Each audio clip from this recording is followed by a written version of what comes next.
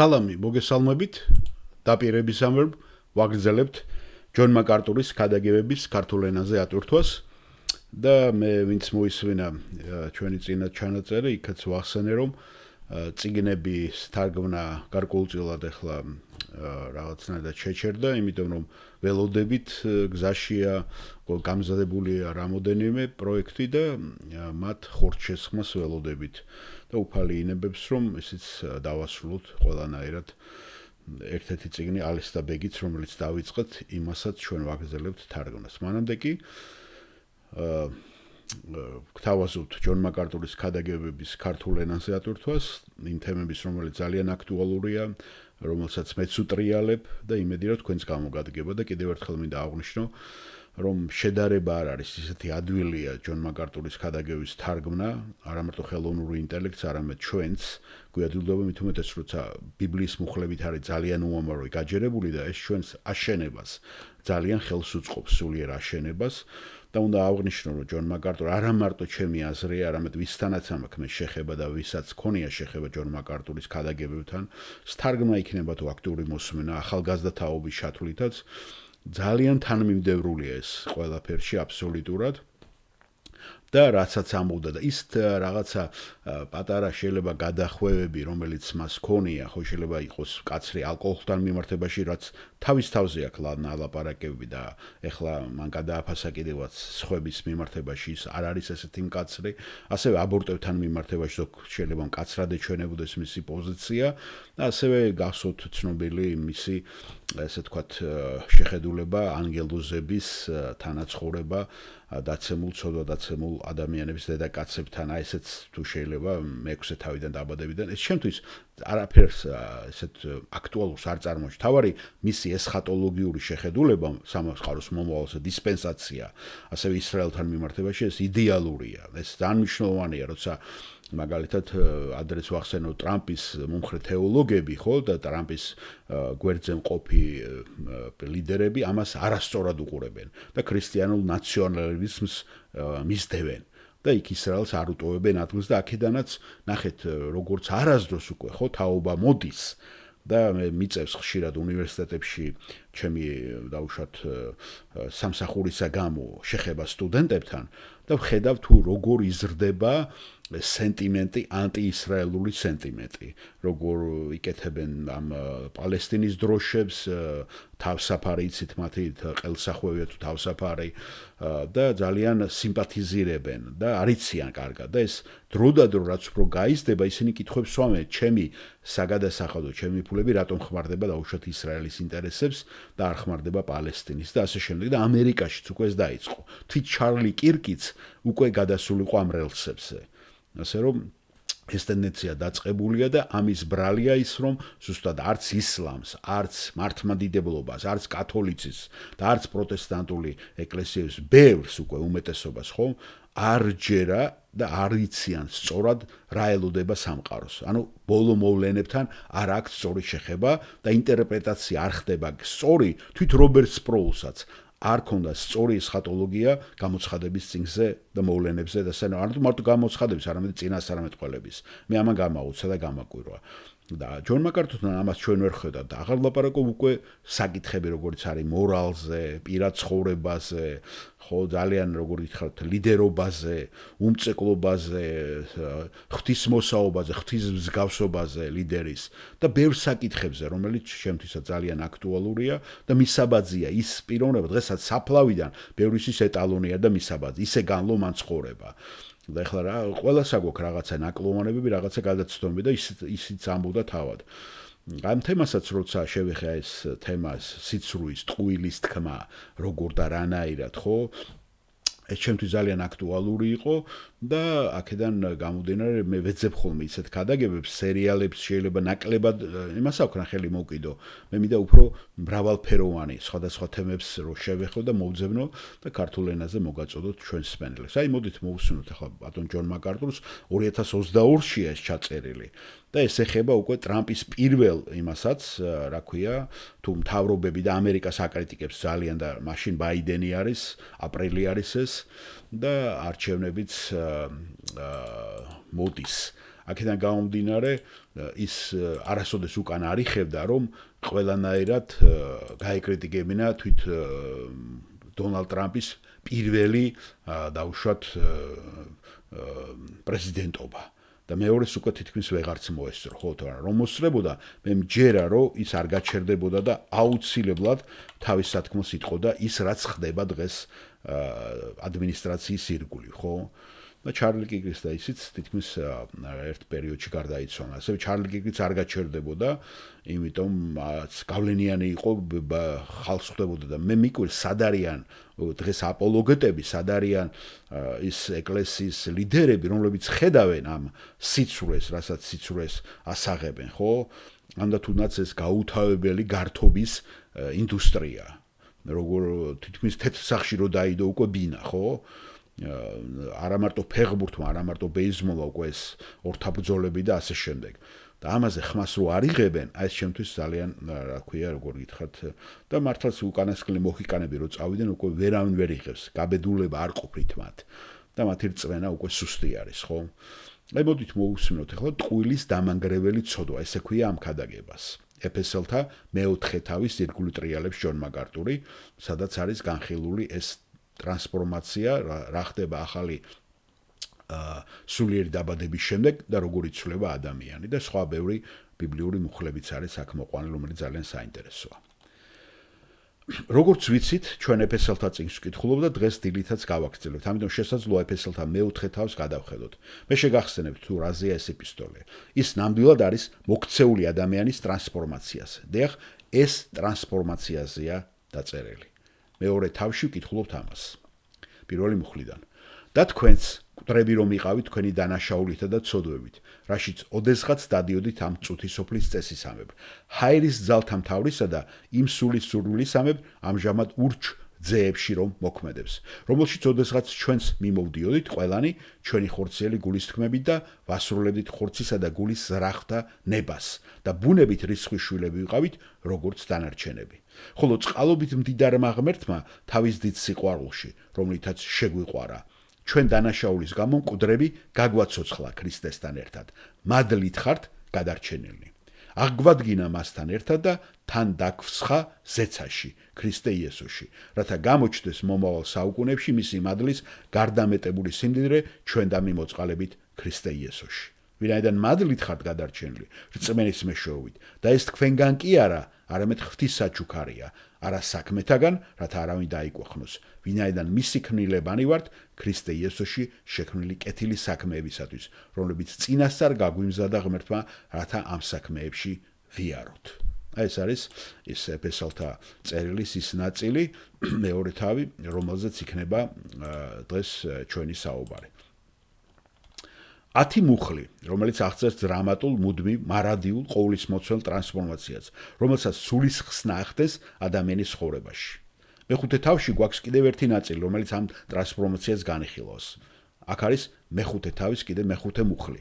რადგან ეს დანამდვილებით იცით, რომ არცეთ გარყვნილს ან უწმინდურს ან ხარბს, რომელიც კერპთახვანისმცემელი არ აქვს მემკვიდრეობა ქრისტესა და ღმერთის სამეფოში.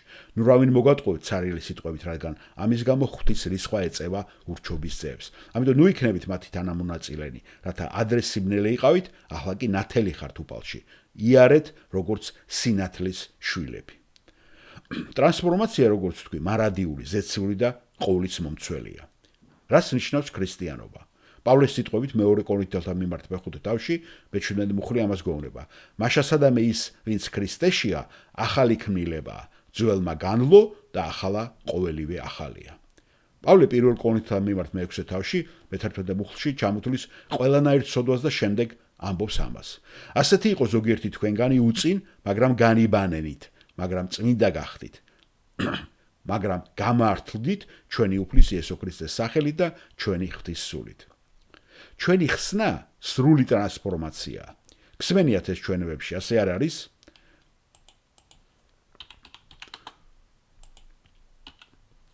არიან ადამიანები, რომლებიც ფიქრობენ, რომ შეგიძლიათ ღმერთთან ურთიერთობა გქონდეთ, მიუხედავად იმისა, რომ არ ახართ ტრანსფორმირებულები. არანაირად. ხსნა ეს ტრანსფორმაციაა. ეს არის ხელახლა ქმნილება, ხელახლა დაბადება. თქვენ ახალი ადამიანი ხართ და ახალი ადამიანივით უნდა იცხოვროთ. მართალია, თქვენ გარდაიქმნებით, ასევე მართალია, თქვენ უნდა იცხოვროთ ტრანსფორმირებული გზით. ის რაც ჩვენში ჭეშმარიტია, თქვენც მოითხოვება, თქვენც მოგეთხოვებათ. სულიწმინდის ტრანსფორმაციული ძალით ჩვენ ქრისტეში ახალი ქმნილებად ვიქცევით, მაგრამ არ არის რწმენის გარეშე და სულიწმინდის ტრანსფორმაციული ძალით ჩვენ უფრო მეტად ვემსგავსებით ქრისტეს განწმენდაში, მაგრამ არა სიმართლის გარეშე. ახლა პავლე მოიყვანა მეოთხე თავში, ზუსტად ეს ამ საოცარი ეპისტოლეს შუაგულში, რომელიც ხსნის ტრანსფორმაციაზე და ამბობს, თქვენ არ ხართ იგივე და თქვენ ახალი ქმნილება ხართ. ახლა კი უახლოვდებით ტექსტს, რომელზეც მინდა თქვენი ყურადღება მივაპყრო. სინამდვილეში ჩვენ 25 მუხლამდე მივალთ, მაგრამ მინდა წავიკითხო მე-17 მუხლიდან დაწყებული, რადგან აქ კვლავ აღწერილია ტრანსფორმაცია. ასე რომ ვაგრძელებთ მეოთხე თავს, მე-17 მუხლიდან. ამიტომ ამას ვამბობდა ვამოწევ უფალში, რათა აღარ დავდიოდეთ ისე, როგორც სხვა წარმართნი დადიან თავიანთი გონების ამაღლებაში, დაბნელებულნი აზროვნებაში და ღვთის სიცოცხლისაგან გაუცხოებული, თავიანთი უმეცრებისა და გულქვაობის გამო. ისინი, რომელთაც სირცხვილის გრძნობა დაკარგეს და გარყვნილებას მიეცენ, რათა ყოველგვარი უწმინდურება ჩაიდინონ გაუმაცხრობით. ხოლო თქვენ ასე როდი გისწავლიათ ქრისტე, რადგან მოგისმენიათ მისთვის და მასში ხართ განსწავლული, ვინაიდან იესოშია ჭეშმარიტება, რათა განიშოროთ ძველი კაცის წინანდელი ცხოვრება, მაცდური გულისხმებით რომ იხწნება და განიახლოთ თქვენი გონება სულით და შეიმოსოთ ახალი კაცით, რომელიც შექმნილია ღვთისამებრ ჭეშმარიტების სიმართლესა და სიწმინდეში. რაც ახასიათებს მოუქცევად ადამიანს, არის უსამართლობა, უწმინდურება და სიცრუე. ტრანსფორმაცია ქმნის ადამიანს, რომელიც შექმნილია სიმართლეში, სიწმინდესა და ჭეშმარიტებაში. ამგვარად, როდესაც მიაღწევთ მეოთხე თავის 24 მუხლს, ბოლო მუხლს, რომელიც წავიკითხე, თქვენ გაქვთ უკვე აქ ტრანსფორმაციის თეოლოგია, თქვენ გაქვთ ხსნის თეოლოგია, თქვენ გაქვთ მოქცევის თეოლოგია. და შეიმოსეთ ახალი კაცით, რომელიც შექმნილია ღვთისამებრ ჭეშმარიტების სიმართლესა და სიწმინდეში. ხოლო 25 თავში ამბობს ესეთ, ამიტომ. ანუ ახლა კი ვიწყებთ ეპისტოლეს დანარჩენ ნაწილს, რომელიც წარმოადგენს ამ მაცხოვრებელი ჭეშმარიტების შედეგებს, რადგან თქვენ გარდაიქმნით, აი როგორ უნდა იცხოვროთო. ამიტომ მინდა წავიკითხო მუხლები 27-დან 25-დან 27-ის ჩათვლით. სწორედ აქ იწყებს პავლე ამ ეპისტოლეს პრაქტიკულ ნაწილს. ყურადღება მიაქციეთ ორ ცოდვას, რომლითაც ის იწყებს. 25 მუხლი. ამიტომ განიშორეთ სიცრუე და თითოეულმა ჭეშმარიტება ელაპარაკოს თავის მოყვას, ვინაიდან ერთი მეორის ნაწილები ვართ. განრისხდით და ნუ შესწოდავთ. მზე ნუ ჩავა თქვენს რისხვაზე. ადგილი არ მისცეთ ეშმაკს. ყველა იმ ცოდვიდან, რომლითაც პავლეს შეძლო სიის დასაწყისში ეს დაეწყო, თქვენთვის საინტერესო უნდა იყოს, რომ პირველი ორი ცოდვა, რომელთა უარყოფასაც ის ქრისტიანებს მოუწოდებს, არის და ამას ნიშნავს სწორედ განდგომილებაც. მათი სრულად უარყოფა და მათგან სრული განშორება. ეს არის სიცრუე, ტყუილი იგივე და რისხვა. ვიმეორებ, ტყუილი და რისხვა. და ისინი სხვათა შორის კონკრეტულად ეშმაკთან ასოცირდება 27 მუხლში. ტყუილი და რისხვა სატანის ძირითადი ოპერაციული ტექნიკაა. ჩვენ ეს ვიცით, რადგან იესომ ეს იონეს სახარებაში მერვე თავში ახსენა. წაგიკითხავთ ამას. ეშმაკი იგივე სატანა მატყუარა და სიცრუის მამა და რომის თავიდანვე მკვლელი იყო. იონე 8:44. და ცხადია, სიძულვილი საბოლოო მიზანი მკვლელობაა. მაშინაც კი თუ არ კლავ, მაგრამ გძულს, შენ გულში მკვლელი ხარ. სიძულვილი და მკვლელობა კი რისხვის ნაყოფია. ეს შენთვის აშკარა უნდა იყოს, რადგან შენს გამოგიცდია ეს და ყველას გამოგვიცდია. ორი ყველაზე გავრცელებული, გაფუჭებული ადამიანის ცოდვებია: ტყუილი და რისხვა. ეს ცოდვა დაცემული ადამიანური ბუნების პირველადი და ძირითადი მიდრეკილებაა. ეს არის დაცემული კაცობრიობის საწყისი ბუნებრივი რეაქცია. მთელი კაცობრიობა ადვილად ვარდება ტყუილსა და რისხვის ცოდვაში. ეს არის ცოდვის ის კატეგორიები, რომლებიც დაცემული კაცობრიობის ბუნებრივ საწყის მდგომარეობას წარმოადგენს. სწორედ ამას ირჩევენ ცოდვილები ადვილად და ამას ჩვენ მათში ყველაზე პატარა ასაკიდან ვატყობთ და ვხედავთ. რა ახასიათებს პატარა ბავშვებს? რა თქმა უნდა, ტყუილი და რისხვა. და ამას დიდი დრო არ სჭირდება. შესაძლოა რომ მათ უკვე 2 წლის ასაკშიც კი დაიწყონ თქვენი მოტყუება და როდესაც 3 ან 4 წლის ასაკში გკითხავთ, გააკეთეს თუ არა ეს, ისინი უარს გეტყვიან. ასე რომ, როდესაც სახლში ამ ლამაზ პატარა ბავშვს მიესალმებით, ჩათვალეთ რომ თქვენ უბრალოდ მოიყვანეთ დაბადებული მატყუარა, რომელიც მტრულად და გაბრაზებულია. მტრულად არის განწყობილი და გაბრაზებულია.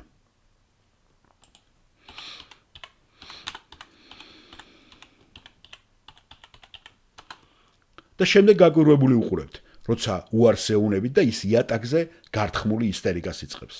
სწორედ ეს არის სიძულვისა და კლებობების საფუძველი. შენ მას გზას უღობავ, შენ მის ნებას ხელს უშლი. ტყუილი არის გზა, რომლითაც მალავ შენ ცუდს და თავს არიდებს შედეგებს. რისხვა არის გზა, რომლითაც ხელს უშლი და ესხმი იმ ადამიანებს, რომლებიც შენ თავისუფლებას ემუქრებიან. ფსიქოლოგები ამბობენ, რომ როდესაც ბავშვები 4 წლის ხდებიან, ისინი უკვე დაუფლებულნი არიან ტყუილის ხელოვნებას. ანუ ამას დიდი დრო არ ჭირდება და უბრალოდ შეგახსენებთ 57 ფსალმუნის მესამე მუხლს, რადგან ზოგიერთი თქვენგანი ამბობს ხოლმე, რომ ჩემი შვილი ასეთი არ არის. ამიტომ შეგახსენებთ 57 ფსალმუნის მესამე მუხლს. დედის მუცლიდანვე გადაუხვიეს ბოროტემა და დაბადებიდანვე ამბობენ სიცრუეს. თქვენი შვილი მატყუარად იბადება. ჩვენ ყველანი მატყუარად ვიბადებით. ეს არის ყველა ცოდვა დაცემული ადამიანის ბუნებრივი საწყისი მდგომარეობა და ეს შეესაბამება იმას, თუ როგორ მოქმედებს სატანა, როგორც მატყუარა და სიძულვით აღსავსე მკვლელი. და რადგან მთელი სამყარო ბოროტის ძალაუფლების ქვეშ არის, და ამას ჩვენ 1 იოანეს წერილი 5:19 გვეუბნება, ეს მთელ კაცობრიობას აინფიცირებს და როგორც ახლა მოვიხსენეთ, ის ამას აკეთებს საშვილოსნოდან გამოსვლის დღიდანვე. ეს არის ადამიანის გარყვნილების საწყისი მტკიცებულება. მაგრამ როდესაც თქვენ მოიქცევით ამ ცოდვილი ბუნებიდან ღმერთისაკენ, ან როდესაც თქვენ სულიერად ხელახლა იბადებით, როდესაც გარდაიქმნებით, თქვენ ხდებით ჭეშმარიტ და მოსიყვარულე. ეს არის დინამიური ტრანსფორმაცია, რომელიც ხდება. და ამ ტრანსფორმაციის შესაბამისობაში მოდის უკვე ეს ინსტრუქცია. ხოლო თქვენ ასე როდის გისწავლიათ ქრისტე, რადგან მოგისმენიათ მისთვის და მასში ხართ განსწავლული, ვინაიდან იესოშია ჭეშმარიტება, რათა განიშროთ ძველი კაცის წინადელი ცხოვრება, მაცდური გულისხმობით რომ იხწრება. განიახლოთ თქვენი გონება სულით და შეიმოსოთ ახალი კაცით, რომელიც შექმნილია ღვთისამბებ, ჭეშმარიტების სიმართლესა და სიწმინდეში. და ამიტომ განიშროთ სიცრუე და თითოეულმა ჭეშმარიტება ილაპარაკოს თავის მოყვას, ვინაიდან ერთი მეორის ნაწილები ვართ. მე ისევ გავიმეორე ეფესელთა მე-4 თავის ეს მუხლები. დაუბრუნდით 25 მუხლს.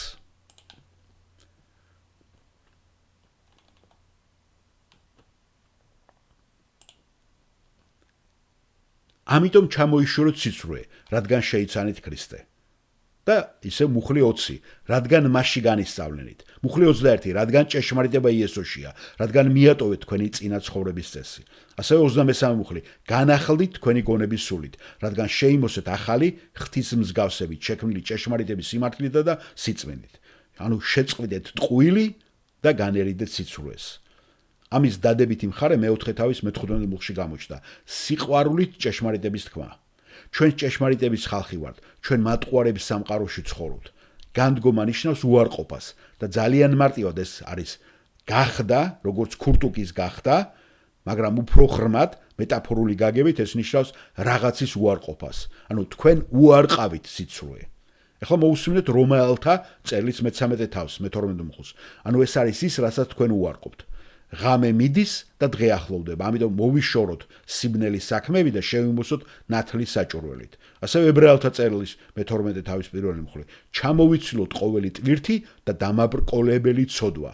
და იაკობის წერილის 1:21. მოიშორეთ ყოველგვარი სიბილწე და ყველაფერი, რაც ბოროტებისგან დარჩა. და იქ ის ამბობს, მოიშოროთ, რომელიც არის ფსევდოს, ბერძნულად, ფსევდოს, სიცრუე. ეს ბერძნული სიტყვა, რომლისგანაც მომდინარეობს ფსევდო, რომელიც ნიშნავს სიცრუეს, სიყალბეს, არაჭეშმარიტებას. ახლა ის მორწმუნეებს ესაუბრება და მაშინვე ის კლავს, უკაცრავად, ის კლავ მოუხმობს ზაქარია წინასწარმეტყველს, ძველი აღთქმის განცხადებას იმეორებს. ჭეშმარიტება ელაპარაკეთ თითოეულმა თქვენგანმა თავის მოყვას, რადგან, ასე ამბობს საბაუდუფალი, ეს არის ის, რაც უნდა გააკეთოთ. აი პირველი, ჭეშმარიტება ელაპარაკეთ ერთმანეთს. ცხადია, ეს ზაქარიასთვის ახალი არ არის, რადგან ეს გამოსulis წინშიც მოსესთან არის ნახსენები მე-9 მცნებად 20:16. არ მისცეთ სრულ მოწობა, რაც ნიშნავს, რომ არ მოიტყუოთ. არ გამოხვიდეთ სრულ მოწმედ, გახსოვთ ეს მე-9 მცნება. ლევიანების ასევე წიგნში მე-19 თავში მე-11 გულში ნათქვამია. არ მოიტყუოთ, არ იცრუოთ. ჩვენ როგორც მორწმუნეებს გვეუბნებიან, რომ არ მოვიტყუოთ, რადგან ჩვენ მე ვართ ერთმანეთის წევრები. თუ იტყუებით, ქრისტეს სხეულის ფუნქციონირებას უძლურს ხდით. ანალოგია მარტივი უნდა იყოს. თუ თქვენი კიდურები და ნერვული სისტემა არასწორი შეტყობინების გაგზავნას დაიწყებს, ტვინს ტყუილს მიაწვდით და შესაბამისად ძალიან მალე მოკვდებით. ვერც კი გადარჩებით, თუ როგორმე შეტყობინებები ცხელისა და ცივის განმასხვავებელი ნიშნები შეიცვლება. მოკვდებით, ეს არის უბრალოდ ასეთი მარტივი რამ. თქვენი მგრძნობელობა ზუსტი უნდა იყოს, თორემ მოკვდებით. და ასე ეკლესიაშიც, როგორც ჩანს, ყველასათვის აშკარა უნდა იყოს, რომ ჩვენ ვერ მივოქმედებთ, როგორც ერთი ეკლესია, ერთი სხეული, თუ ადამიანები იტყუებიან და ტყუილი ვრცელდება ქრისტეს სხეულში. როგორ შეგვიძლია შევინარჩუნოთ სულის ერთიანობა მშვიდობის კავშირით, რომელზეც მე-4 თავში არის ნასაუბრები. თუ ყავს შიგნით მატყუარები, რომლებიც არ ვრცელებენ სრულ ინფორმაციას, რომელიც აზიანებს სხეულს, მაგრამ ჩვენ ვიცით, რომ ეს გავრცელებული სენია. ყველაფერი ფართოდ არ არის გავრცელებული, ზოგი ძალიან პირადია. შეგიძლიათ მოიტყუოთ ყველაზე ინტიმურ ურთიერთობებშიც. ერთ-ერთი ფუნდამენტური ტყუილი, რომელიც ჩვენი ეკლესიის წევრისაგან, აი უაიტისაგან მოისმინეთ, მის ჩვენებაში, გაიხსენეთ, ეს არის 1 იოანეს 2:4. ვინც ამბობს, რომ მე შევიცანი იგი და არ იცავს მის ცნებას, მატყუარაა. უაიტი თავის ჩვენებაში არსებითად გვეუბნებოდა, რომ წლების განმავლობაში ის მატყუარა იყო და ის თვალთმაქცობდა. სწორედ აქედან უნდა დაიწყოს ჭეშმარიტება. თუ იტყვი, რომ ქრისტეს ეკუთვნი, ეს იმაში გამოიხატება, რომ დაიცავ მის ცნებებს და ეს ნიშნავს, რომ სიმართლეს იტყვი. ჩვენ ღვთისძენი ვართ, ჩვენ ღვთისშვილები ვართ. სული წმინდა ჩვენში ცხოვრობს, რომელიც არის ჭეშმარიტების სული. ქრისტე არის ჭეშმარიტება და ღმერთი ჭეშმარიტია. თუ ყველა ადამიანი მატყუარაა, ეს არ ნიშნავს იმას, რომ ჩვენც უნდა მოვიტყუოთ. ფსალმური 30:5, ესაია 65. ღმერთს ჭეშმარიტების ღმერთს უწოდებს. ასევე ფსალმური 85 ამბობს, რომ ის უხვია ჭეშმარიტებით. ეს არის ღვთის ბუნება. ასევე გამოსulis წიგნი 34 თავი, ის უხვია ჭეშმარიტებით. მე-4 მეფეთა მე-7 თავი ამბობს, შენ ხარ ღმერთი და შენი სიტყვები ჭეშმარიტებაა. ასე რომ ჩვენ ვართ ჭეშმარიტების ხალხი. ეკლესია რისი სვეტი და რისი საყრდენია, რა თქმა უნდა ჭეშმარიტების.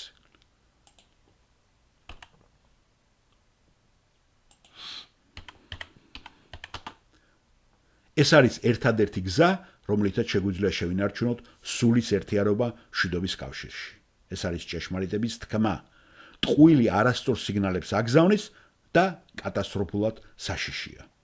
ახლა როგორც ქრისტიანება, ჩვენ ვიცით ჭეშმარიტება. სინოდოში მოდით ამით დავიწყოთ. ჩვენ გვჯერა, რომ არსებობს ისეთი რამ, როგორც ჭეშმარიტება. ასე არ არის? ჩვენ ვადასტურებთ აბსოლუტური ჭეშმარიტებას. ჩვენ არა მხოლოდ ვადასტურებთ, რომ აბსოლუტური ჭეშმარიტება არსებობს, არამედ ვიცით, თუ რა არის აბსოლუტური ჭეშმარიტება. რადგან ის წმინდა წერილის გვერდებზეა გამჟღავნებული. ასე რომ ჩვენ ვართ ჭეშმარიტების ხალხი, მაგრამ როგორც ჭეშმარიტების ხალხი, ჩვენ მუდმივად გვიწევს ბრძოლა მატყუარების წინააღმდეგ, რომლებმაც შეაღწიეს ეკლესიაში, რომელიც ჭეშმარიტების სვეტი და საყრდენია. და თქვენ იცით, ჩვენ შეგვიძლია ამ ყველაფრის მსხვერპლი გავხდეთ, რადგან დარჩენილ ხორცში არის რაღაც, რაც იზიდავს ამ ტყუილს და იზიდავს სიცურვეს და იზიდავს რიცხვასაც, იზიდავს სიძულვილს. ეს უბრალოდ ისევ არსებობს, რადგან ცოდვა ჯერ კიდევ არის ჩვენს ხორციელ ბუნებაში და ხორცში. ასე რომ მატყუარები და ისინი, ვინც გაბრაზებულები არიან და სურთ ზიანის მიყენება, ყოველთვის იპოვიან მსმენელებსაც, რადგან ჩვენ ხორცში არის რაღაც, რაც ამ მოტყუებას, სიცურვეს და განადგურებისგან გვიბიძგებს. ეს მხოლოდ დარჩენილი ხორციელი ბუნების ნაწილია. მაგრამ ამას დაუმატეთ ეს რეალობა. არც ერთ ცივილიზაციას არასდროს უცხოვნია იმდენი ტყუილითა და მატყუარებით, როგორც დღეს ცხოვრობ ჩვენ. კაცობრიობის ისტორიის უმეტესი ნაწილის განმავლობაში იყო დრო, როდესაც მხოლოდ ის ტყუილი იცოდი, რასაც ვიღაც გეუბნებოდა. შემდეგ ვიღაცამ გამოიგონა საბეჭდი მანქანა და შემდეგ უკვე შეგეძლო გცოდნო და ეს ტყუილი, რასაც უკვე ძალიან ბევრი ამბობდა. ამ წიგნების მეშვეობით, რომელიც იბეჭდებოდა. შემდეგ ვიღაცამ გამოიგონა ტელეფონი და უკვე შეგიძლია მოისმინო ტყუილი იმ ადამიანებსაგან, რომლებიც შენთან გვერდზე არ იყვნენ.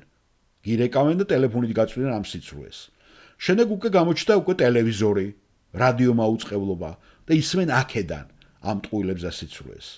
და საბოლოოდ უკვე ჩვენ მივედით ინტერნეტი, სოფლიო ქსელი, რომელიც შეიქმნა და ტყუილის აფეთქება ხდება. და რომელიც უკვე ჩვენს გაგებას აღემატება. ეს უკვე გონებაში აღარ ეტევა, ისეთ დონეზეა უკვე გასული ეს სიცრუე. არც ერთ თაობას მიმეორებ კაცობრიობის ისტორიაში არ შეხვედრია და შეხება არ აქვს უფრო იმდენ ტყუილთან და იმდენი მატყუარა, ვიდრე ამ თაობას, რომელიც ჩვენთან არის. და როგორც თქვენ გეხებათ. და ჩვენ ჯერ კიდევ გაქვთ ეს სისუსტე და ტყუილის უზარმაზარი რაოდენობა შეუძლია რომ თქვენ გიპოვოთ. განა თქვენ აიპოვნით მათ, თქვენ კი არ ქეკავთ, ისინი გიპოვნიან. ისინი მოგძებნიან. თუ ტელეფონი გაქვთ, აუცილებლად ისინი გიპოვნიან.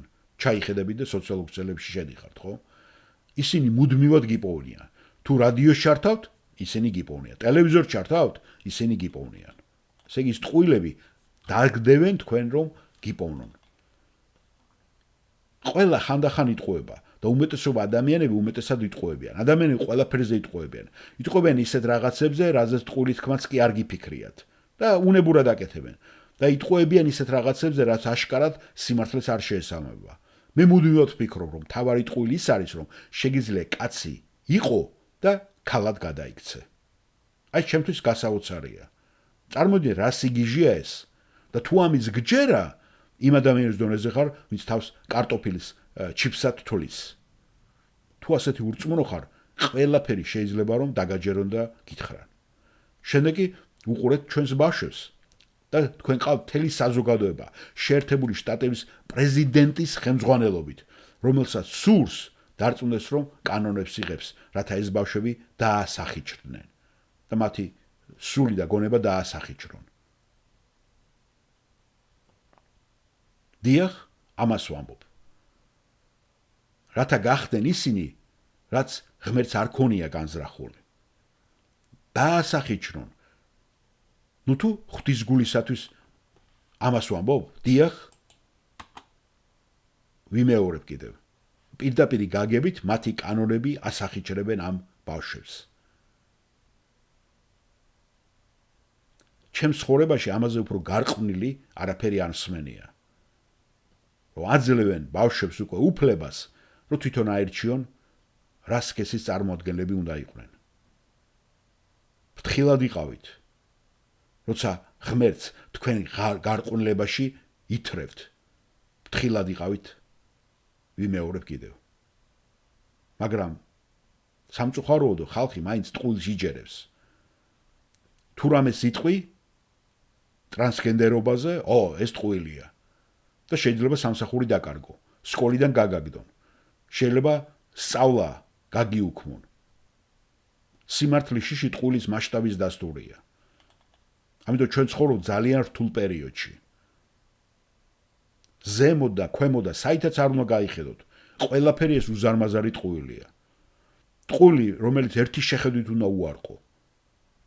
თუ შენ გაქვს ზნეობრივი გონება, ხომ აუცილებლად ამათ უარყოფ. და გახსოვთ რომელთა წერილში რა წერია. ეს მაშინ ხდება, როდესაც ღმერთი ასეთ ერს განკითხვის წინაშე აყენებს. აი მოусმენთ რომელთა მესამე თავსაც. არავინ არის გონიერი, არავინ ეძებს ღმერთს. მე 11 მუხლიდან ვკითხულობ. და ის რაც გონების გარხსნაზეა პირველ რომელთა თავში არის მოცემული, მაგრამ ეხლა მე გიკითხავთ რომელთა მესამე თავს. მე 11 მუხლიდან. არავინ არის გონიერი, არავინ ეძებს ღმერთს. ყველამ გადაუხვია, უსარგებლონი გახდნენ. არ არის სიკეთის ქნელი, არ არის არავინ. მათი ხორხი ღია სამარია, ენებით ცრუობენ, მათ ბაგეებზე ასპიდის გესლია. მათი პირი წყევლით და გესლით არის სავსე. მათი ფეხები სწრაფია სისხლის დასაღვრელად, გრევა და უბედურება მათ გზებზე და არ იციან მშვიდობის გზა. ღვთისშიში არ არის მათ თვალწინ. ეს არის ცოდვის აღწერა.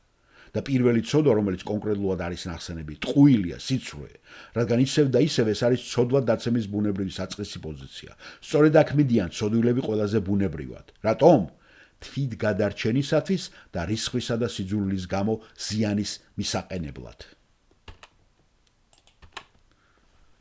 მოусმენთ 61 ფსალმოს მესამე მეოთხე მუხლები. Როდემდე დაესხმით თავს ადამიანს, შეეცდებით მის წაქცევას, როგორც გადახრილ კედელს ყორეს მორყეულს.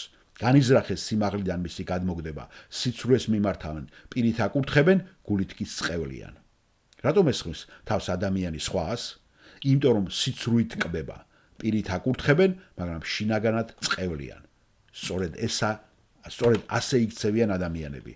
ასევე ფსალმური 51 პირველი მუხლიდან წაგითხრათ, მეოთხე მუხლის ჩათვლით. რატომ ტრაბახო ბოროტები ძლიერო, ღმერთის წყალობა ჩემთანაა მთელ დღეს. შენი ენა დაღუპას იზრახავს, სამართებელივით გაქვს გალესილი, სიცრუეს თხზავ. სიკეთეზე მეტად გიყვარს ბოროტება, სიცრუე სიმართლის თქმაზე მეტად. გიყვარს დამღუპელი სიტყვები, მზაკვარო ენավ.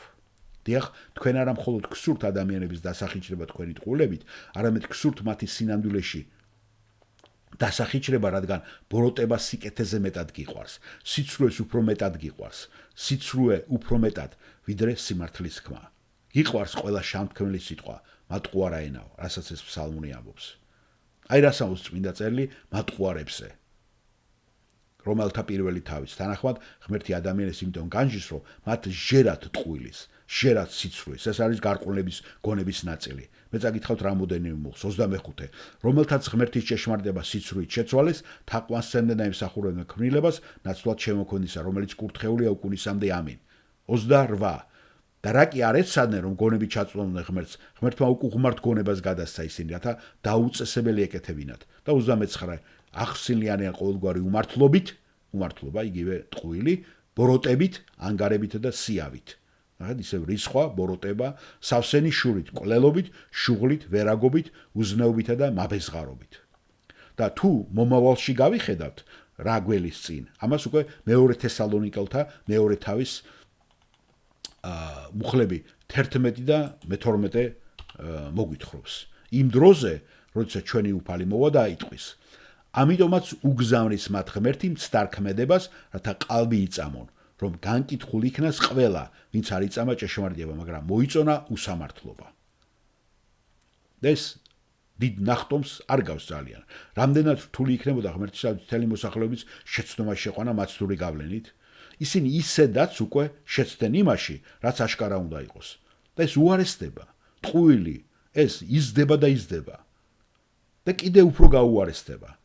სანამდე ჩვენი უფალი არ მოვა ყველაფრის განსასჯელად. მნიშვნელოვანია, რომ ადამიანებმა გაიგონ, რას გძნობს ღმერთი მატყუარებისა და ტყუილის მიმართ. აი ხა მოусმინეთ იგავების წიგნის მე-12 თავს 22 მუხლს. მატყუარა ტუჩები სიბილწეა უფლისათვის. ახლა თუ აიღებთ თქვენს კონკორდატს და მოძებნით სიტყვა სიბილწეს და დააკვირდებით ყველაფერს, რაც ღვთისათვის საძაგელია, ზოგიერთი საკმაოდ შაშინელ რამეს და არც ერთი მათგანი არ არის უარესი ვიდრე ტყუილი და სიცრუე. იგავების მე-6 თავში სიწმინდე წერილის ნაცნობ ნაწილში მე-16 მუხლში წერია 6 რამ ზულს უფალს, დიახ 7 რამ, რაც მისთვის საძაგელია, ამპარტავანი თვალები. და ეს არის სიამაყე, ეს არის დომინანტური ცოდვა, მაგრამ ამის პირველი ორი გამოხატულება ცრუენა და ხელები, რომლებიც უდანაშაულო სიცხლს ხვრიან. ტყუილი და სიძულული იმ დონემდე, რომ ვინმეს მოკლასაც აპირებ. ნახეთ, აი რამდენად გაბრაზებული შეიძლება იყოს თქვენ. ღმერთს ზულს ცრუენა და მას ზულს რისხვა, რომელიც სიძულვილში გადაიზრდება, რომელიც შეიძლება მონკვლელობამდეც კი მიაღწიოს. იესონი მთაზე გადაგებისას მათეს მე-5 თავში 21-22 მუხლებში თქვა, თუ გულში გძულს, ეს იგივეა რაც მკვლელობა. ადამიანები სავსე არიან ტყუილით, სიცრუით, რისხვითა და სიძულვით და ერთი რამ რაც მათ მკვლელობისაგან აკავებს, ეს შედეგებია. და იგავების 26 თავში 22 მუხლში წერია, მატყუარა ენა ზულს თავის მიერ შემოსრილნი, ბლიქვნელი პირი დამანგრეველია. როდესაც ხალხს ატყუებ, იმიტომ ატყუებ, რომ გძულს ისინი. ეს განსაკუთრებით ეხება ლიდერებს და იგავების წიგნი ამას ნათლად აჩვენებს. მოусმინეთ იგავების 29-12 მუხლს. თუ მართველი ყურადღებას აქცევს და უსმენს ტყუილს, მისი ყველა მსახური ბოროტი ხდება. ეს საოცარია. ნახეთ? გსმენიათ ეს? თუ მართველი ყურადღებას აქცევს ტყუილს, ანუ უსმენს ამ ტყუილს, მისი ყველა მსახური ბოროტია. რატომ არის ასე? იმიტომ რომ თუ მართველი მატყუარა და ყურადღებას აქცევს ტყუილს, პატიოსანი ხალხი მასთან ურთიერთობას აღარ დაიწყებს.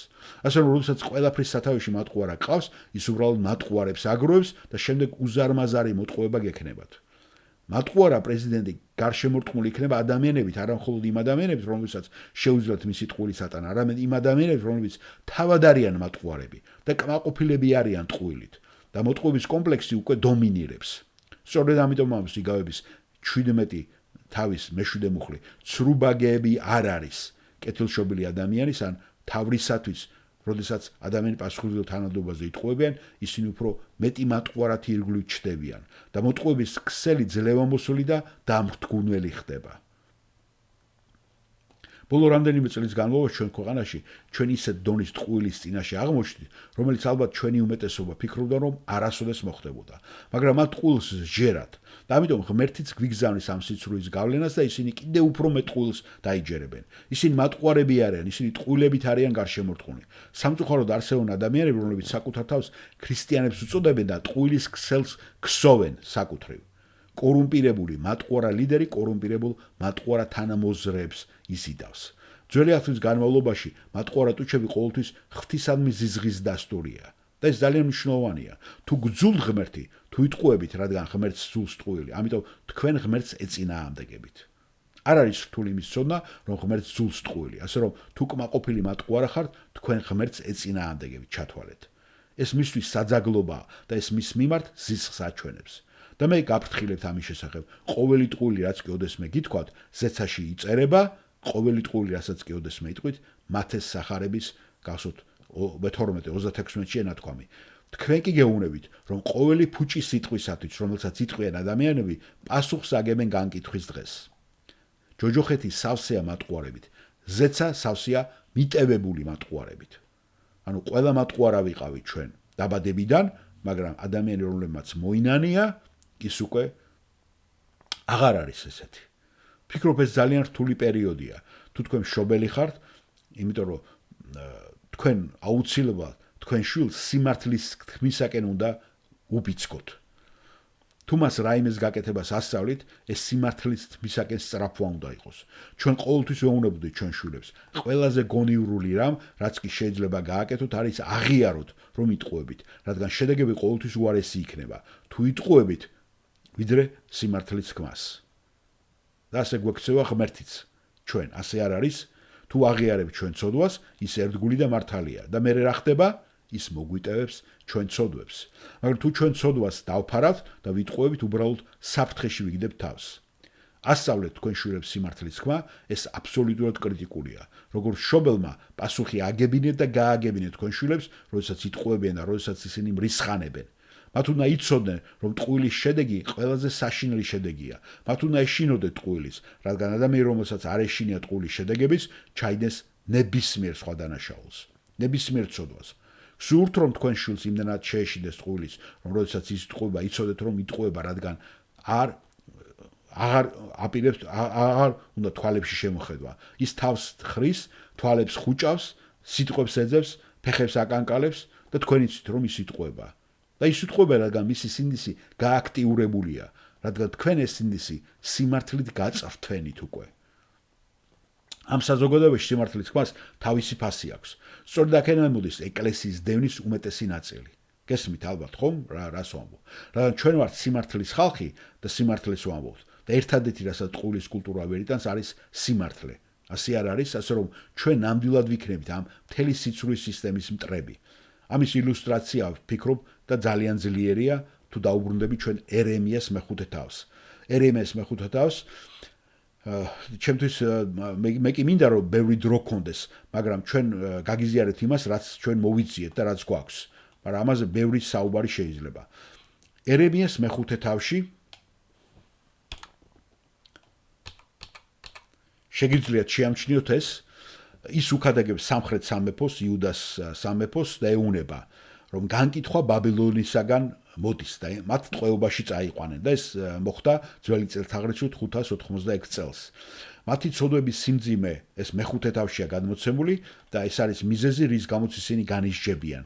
და მინდა რომ თქვენც წაიგითხოთ ეს ჩემთან ერთად. მიმოიარეთ იერუსალიმის ქუჩები და დაზვერეთ, მოიძიეთ მის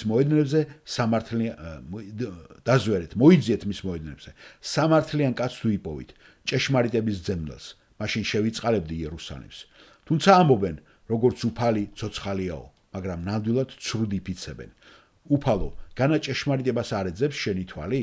დაალახრე ისინი, მაგრამ არ ეტკინათ, შთანთქე ისინი, მაგრამ ვერაფერი შეიგნეს. კლდეზე მეტად გაიქვავეს სახეები, არ სურთ მობრუნება. ვთქვი ჩემთვის, საცოდავები არიან, გამოსულინენ, რადგან არ უწყენ უფლის გზა, თავიანთი ღმერთის განგითხვანი. დიდკაცებთან მივალ და დაველაპარაკები, მათ მაინც ეცოდინებათ მეთქი უფლის გზა, განგითხვანი თავიანთი ღმერთისა, მაგრამ მათაც ერთიანად დაუნსხრევიათ უღელი და დაუწყვეტიათ საბელები.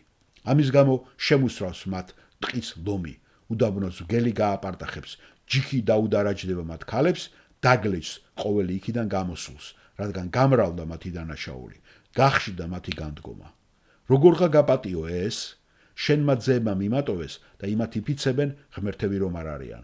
მე ვანაყრებდი მათ, ისინი კი ვრუშობდნენ და მეძავთა სახლებში მიიჩქაროდნენ. გამძღარი ატეხილი ულაყებივით არიან თითოეული თავის მოყვასის ცოლს შეჭეხვინებს. არ დაგსაჯოთ ამის გამო? ამბობს უფალი. შურს არ იძიებს ჩემი სული ასეთ ხალხზე? შედით მის ვენახში და მოსპეთ, მაგრამ არა ბოლომდე, ყლორტები ააჭერით, რადგან უფლისა არ არიან ისინი. რადგან მიღალატა ისრაელისა და იუდას სახმა, ამბობს უფალი. ცილს წამებდნენ უფალს და ამბობდნენ, არ არის იგი, სიავე არ გვეწევა, მახვილსა და შიმშილს არ ვიხილავთო. წინასწარმტყველი განქარდებიან, უფლის სიტყვა არ არის მათში, ასემც დამართნიათ მათ. ამიტომ ასე ამბობს უფალი, ცაბაოთ ღმერთი, რადგან ასეთი სიტყვა თქვით, ცეცხლად ვაქცევ ჩემს სიტყვებს შენს პირში, ამ ხალხს კი შეშად, რომელსაც შთანთქავს იგი. შორიდან მოყავს თქვენზე ხალხი, სახლო ისრაელისა, ამბობს უფალი. ძლიერი ხალხია, ძველი ხალხი, ხალხი რომლის ენა არ იცი, ამიტომ მის ნალაპარაკებს ვერ გაიგებ. პირღია საფლავია მისი კაპარჭი, ყველანი მამაცი მეურები არიან. ის შეჭამს შენ სამკალს და შენს პურს, შეჭამს შენ ძეებსა და ასულებს, შეჭამს შენ ცხვარსა და ძროხას, შეჭამს შენს ვაზსა და ლევს, მახვილით მოახრებს შენს გამაგრებულ ქალაქებს, რომლებზეც დაიმედებულ ხარ. იმ დღეებშიც კი ამბობს უფალი, არ მოგსვოთ მთლიანად და იქნება როცა იკითხავენ, რის გამო დაგვსაჯაო ასე უფალმა, ჩვენო ღმერთმა, მაშინ უთხარი მათ, როგორც მე და მივიწყეთ და საკუთარ ქვეყანაში უცხო ღმერთებს ამსახურებოდით, ასევე მომსახურებით უცხოებს იმ ქვეყანაში, რომელიც თქვენ არ იცით, რომელიც თქვენი არ არის. აუწყეთ ეს იაკობის სახლს და ასე გამოაცხადეთ იუდაში. ახლა ეს ისმინე, სულელო და უბედურო ხალხო, რომელსაც თვალები აქვს და ვერ ხედავს, ყურები აქვს და ვერ ისმენს.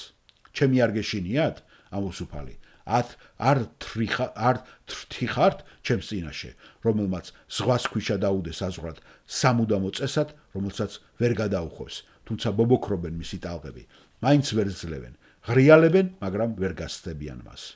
ეს ხალხი კი ურჩია, მე ამბოხე გული აქვს, ამიჯაყდნენ და წავიდნენ. გულშიც კი არ უთქვათ, გვეშინოდეს უფლისა ჩვენი ღმერთისა, რომელიც გვაძლევს როგორც ნაადრევ, ისე ნაგვიან წვიმას თავთავის დროზე, ხოლო მკისათვის დადგენილ კვირებს გვინახავს. თქვენმა ურჯულობამ მიატრიალა ეს ყველაფერი და თქვენმა ცოდებმა წაგართოთ ეს სიკეთე, რადგან არიან ჩემს ხალხში ბოროტო მოქმედი, სულ განაბული რომ ჩასაფრებულან ფრინველზე მონადირეებით, დგამენ ხაფანგებს და ადამიანებს იჭერენ. როგორც გალია სავსე ფრინველებით, ისე მათი სახლებია სავსე სიცრუით, ამიტომ განდიდნენ და გამდიდრდნენ, გასუქდნენ და გალახდნენ, ზღვარს გასცენ ბოროტებაში, ობოლთა საქმეში სამართალს არ დაეძებენ, რათა არ გაიმარჯვონ, ღარიბთა საქმეს არ განშიან. არ დაგსაჯო ამის გამო, ამბობს უფალი, განა ასეთ ხალხზე არ იძიებს შურს ჩემი სული? საზარელი და საშინელი რამ ხდება ამ ქვეყანად. წინასწარმეტყველი სიცრუეს წინასწარმეტყველებენ, ღვდლები მათი მეშვეობით ბატონობენ, ჩემს ხალხს კი მოსწონს ეს, მაგრამ ბოლოს რაღაც იზავთ. ნახეთ, რას გულისხმობს ახლა ჩვენს უფალში მე-19 მუხლში. მას ასე უწოდებენ, რის გამო დაგსაჯო ასე უფალმა ჩვენმა ღმერთმა? ავიღოთ ეს პირადი ნაცვალსახელი, ჩვენი ღმერთი. ღმერთი, რომელიც ჩვენ შექმნით. ეს არის ღმერთი არის რომელსაც ჩვენ სარკეში ხედავთ, ასე არ არის? ყოველდღე როცა ვინმე სარკეში იყურება, ის ღმერთს ხედავს. ჩვენი ღმერთი, რომელიც ჩვენ შექმნით, არასდროს გავიკეთებდა ამას. ხო, ჩვენი ღმერთი არასდროს დაჟიდა ერს ბავშვების დასახიჩრებისათვის, ჩვილების საშვილოსნოში დახოცვისათვის, აბორტებისათვის, ყველაფრის მართალი განადგურების მოხრებისათვის. არა, ჩვენი ღმერთი, ჩვენი გამოგონილი ღმერთი. მე-14 მუხლში უფალი ამბობს, მე ჩემს სიტყვებს შენს პირში ცეცხლად ვაქცევ და ამ ხალხს შეშად შთანთქავს. შეიძლება იფიქროთ, რომ ღმერთი თქვენს ხარესაა. როდესაც მას გმობთ და მას ზიზღით ებყრობით, მაგრამ ის ასე არ არის. ის არ არის, როცა მას შენ უხეში ცოდვების თანამონაწილეებში ახავხარ, მაგრამ ეს არის ის, რასაც ხალხი აკეთებს. შემდეგ კი ამბობენ, მოიცადე ერთი წუთით, ჩვენი ღმერთი ამას არ გააკეთებდა. ტელევიზორში ვნახე ერთი ქალი პრესვიტერიანულ ამბიონზე, რომელიც თითქოს ღმერთთან ლოცულობდა. მადლობას უხდიდა მას ტრანსგენდერი ადამიანებისთვის ეკლესიაში. წარმოიდგინეთ ამბიონზე ქალი ლოცვის სახით, ნახეთ, ეუნებოდა, რომ ღმერთმა უზრუნველყო ეს. ხო, როგორ ფიქრობთ, რომელ ღმერთს ევედრებოდა ის? რა თქმა უნდა, მის სარკეში მყოფ ღმერთს. სხვა ღმერთი მისთვის არ არსებობს. და კიდევ ერთხელ მინდა შეგახსენოთ, რომ თქვენი შვილები ჭეშმარიტებაში უნდა აღზარდოთ, რადგან ისინი ტყუილების ზღვაში იხრჩობიან.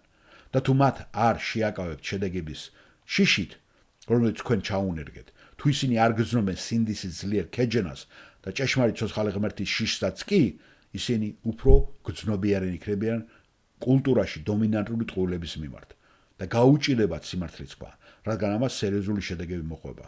ასე რომ აღზარდეთ თქვენი შვილები ჭეშმარიტების შვილებად. და თავის დასასრულს აქ იმდენი რამე არის და უფალი კვლავ საუბრობს მატყულზე 26-27 მუხში კიდევ წაგითხავთ, რადგან არიან ჩემს ხალხში ბოროტმოქმედი, სულ განაბუნლი, რომ ჩასაფრებული ფრინველზე მონადირეებივით დგამან ხაფანგებს და ადამიანებს იჭერენ.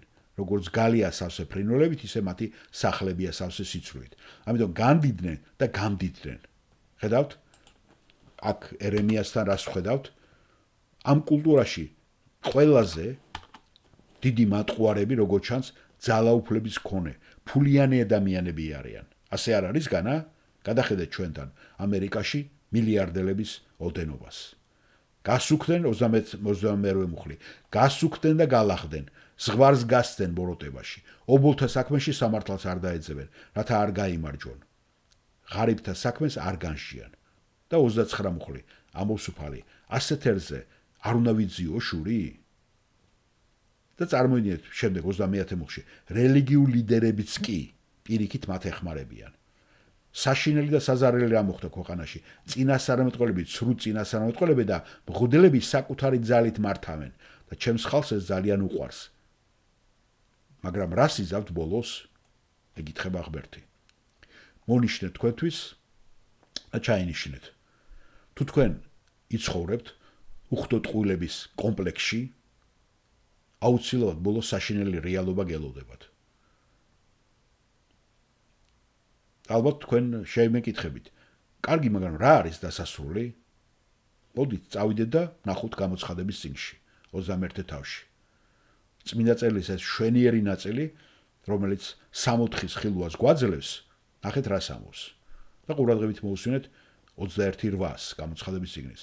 მაგრამ შიშართა და ურწმუნოთა და საზიზღართა მკვლელთა მეძავთა ჯადოქრართა კერთა ყვანისმცემელთა ყველა მატყუარეს ხვედრი ტბაშია, ცეცხლის ტბაში, რომელიც გოგირდით იწვის, რაც მეორე სიკვდილია.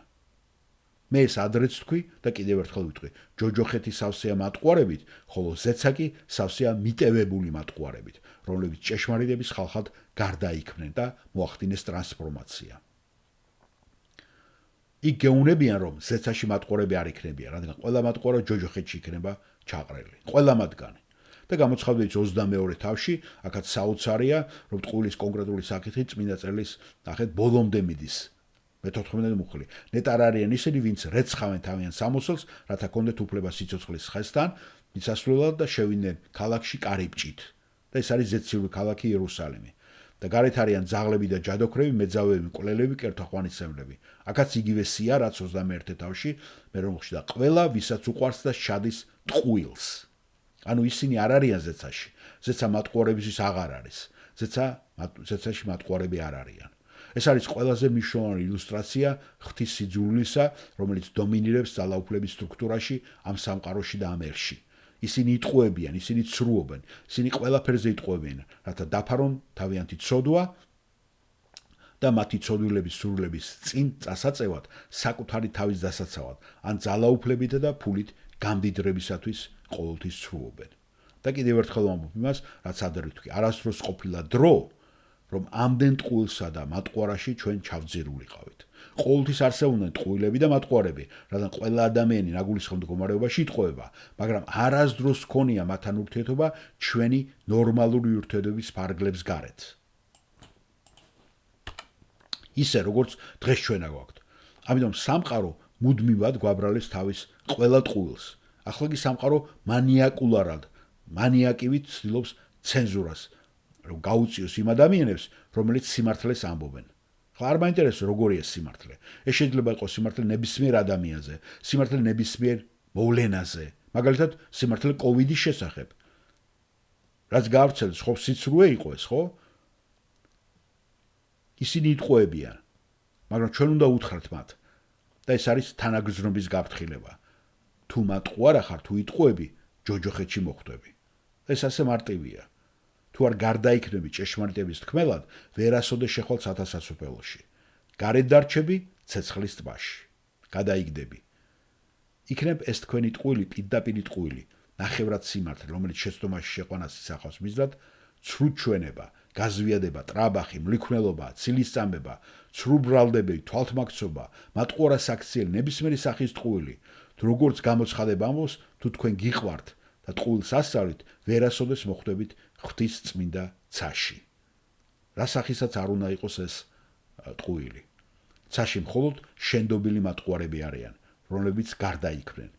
მას ეკლესია ჭეშმარიტი უნდა იყოს, ასე არ არის, ეკლესიამ სიმართლე უნდა ილაპარაკოს და ჩვენ ყოველთვის ერთმანეთს სიმართლეს ვეუბნებით. ჩვენ ჭეშმარიტების ხალხი ვართ, ეკლესია ჭეშმარიტების სვეტი და საყრდენია. ჩვენი დრო გავიდა სამწუხაროდ და მოდით ამიტომ ახლა ლოცვაში თაყვანისცეთ უფალს. დღეს ამ წმინდა წერილს სიცხადე უფალო, უტყუარია.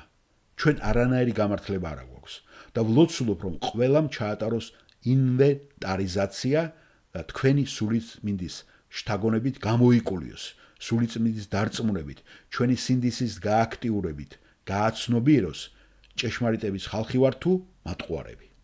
და უფალო, მოგვეცი გამბედაობა, ვიყოთ ჭეშმარიტების ხალხი, რაც არ უნდა დაგვიჯდეს ეს.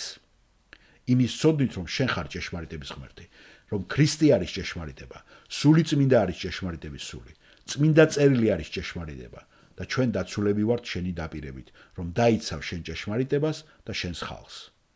მე ვლოცულობ, რომ დაეხმარონ მშობლებს, აღზარდონ თავიანთი შვილები ჭეშმარიტების სიყვარულით და ტყუილის სიძულვით, რომ დაიცვა ამ თაობის პატარები იმ ტყუილისაგან, რომელსაც მათ ეტყვიან იქ, სადაც ისინი დაუცველები იქნებიან.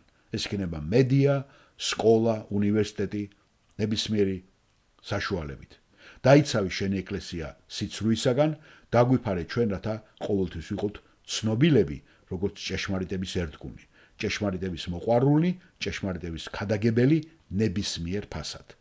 უფალო, გთხოვ, რომ შენი მადლის საქმე აღასრულო ყველას გულში, ვინც აქ არის და ვინც ამას მოისმეს და რაც არ უნდა იყოს ეს ხსნის ტრანსფორმაცია თუ განწმენდის უწყვეტი საქმე, რათა ვიყოთ ყველაფერი ის, რაც შენ გინდა რომ ვიყოთ, შენი დიდებისათვის.